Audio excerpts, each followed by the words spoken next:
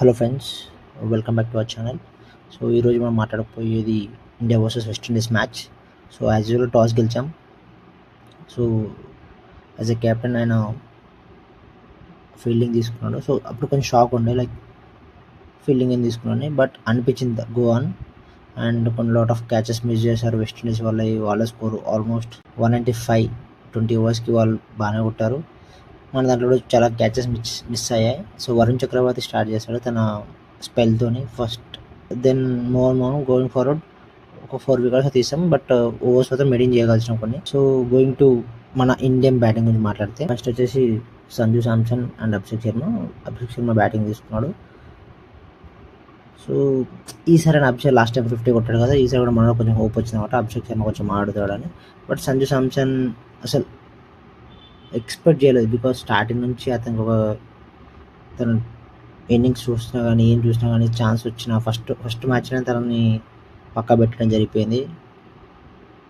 So gonna తర్వాత కూడా తను ఇచ్చినప్పుడు అంత పర్ఫార్మెన్స్ ఇవ్వలేదని పక్కా పెట్టడం జరిగింది. బట్ సడన్గా మళ్ళీ సంజు శాంసన్ అని తను ఎందుకు చూపించుకున్నాడు. ఈవెన్ వెస్టిండీస్ వాళ్ళకి అతను స్టార్టింగ్ నుంచి ఎండింగ్ వరకు ఉన్నాడు. అసలు అతన్ని అవుట్ చేయడం వల్ల కాలేదు బేసికల్గా. అండ్ గోవన్ అసలు అతని బ్యాటింగ్ మామూలు కాదు, అసలు క్రేజీ బ్యాటింగ్ అనమాట సంజు శాంసన్ది. మనం ఎక్స్పెక్ట్ చేసి క్లాసిక్ అనమాట. 2016 మన విరాట్ కోహ్లీ ఎలా చేశాడు వెస్టిండీస్ని, అలా చేశాడు. దీంతో ఇండియా సెమీఫైనల్స్కి వెళ్ళిపోయింది. సో మనకు next match England versus India ఉంది. సో ఇంగ్లాండ్ చూద్దాం వాట్ ఎవర్. సో మ్యాచ్ గురించి మాట్లాడుకుంటే, ఇషాన్ కిషన్ అంత ఆరాధించలేదు. సూర్యకుమార్ యాదవ్ కూడా తన ఎఫర్ట్స్ పెట్టాడు, but catch out. Tilak Varma as usual తన ఇన్నింగ్స్ తను ఇచ్చుకున్నాడు. 15 balls 27 runs, అందులో 4 4s 1 6. So Hardik Pandya kung fu Pandya almost 14 balls-కి 17 runs కొట్టాడు, అందులో ఒక 2 4s అంతే.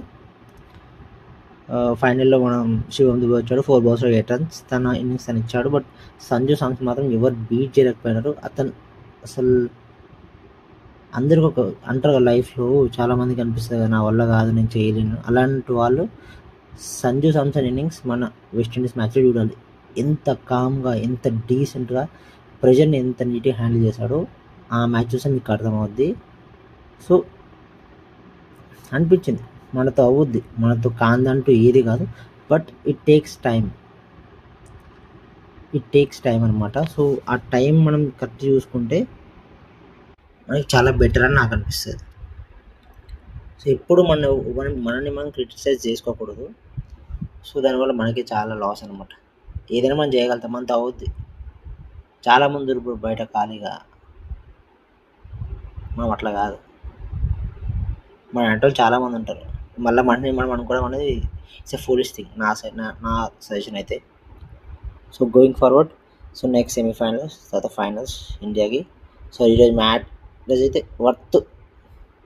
వర్త్ బ్యాటింగ్ అనమాట. ఇండియా అసలు ఎక్స్పెక్ట్ చేయలేదు సీరియస్గా, ఎందుకంటే అభిషేక్ అవుట్ అయిపోయాడు, ఇషాన్ కిషన్ అవుట్ అయిపోయాడు, సూర్యకుమార్ అవుట్ అయిపోయాడు, తిలక్ వర్మ వికెట్స్ పడుతూ ఉన్నాయి. బట్ స్టాండింగ్ బై నిలిచినది సంజు శాంసన్. అసలు ఒక్కసారి మార్చేసాడు. అసలు మనం ఎక్స్పెక్ట్ కూడా చేయలేం. అలా ఉండాలి, అప్పుడప్పుడు అనిపిస్తుంటుంది కదా మనకు కూడా. సో వాట్ ఎవర్, ఇండియా అయితే క్వాలిఫై అయిపోయింది ఫర్ సెమీస్కి. చూద్దాం.